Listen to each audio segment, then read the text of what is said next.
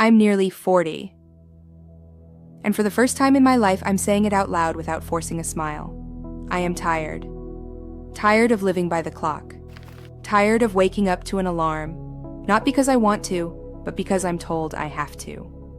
For decades, I've been a collector of shoulds. I should be convenient. I should be reliable. I should work harder, hold it together, and never let anyone down. I became a master of survival in waiting mode. Waiting for Friday, waiting for the next vacation, waiting for the right time to finally start living. But the right time never came. Time is just leaving, slipping through my fingers, leaving nothing but the dust of broken promises I made to myself. They say at 40, it's too late to start over. They say AI, new technologies, and content creation are for those who have an eternity ahead of them, and I'm scared. I'm scared that my mind is too set in its ways.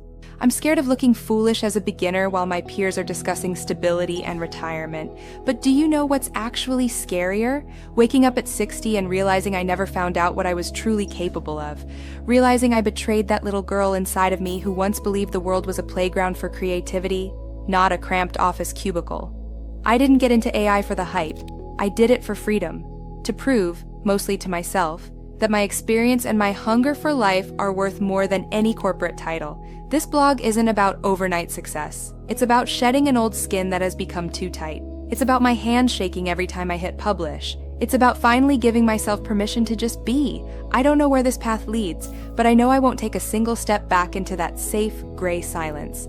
If you feel like your fire is still burning under a pile of ashes, let's find the spark together. Follow me, not because I need the numbers, but because we both need to know we aren't too late. We were just finding our strength. It's time to wake up.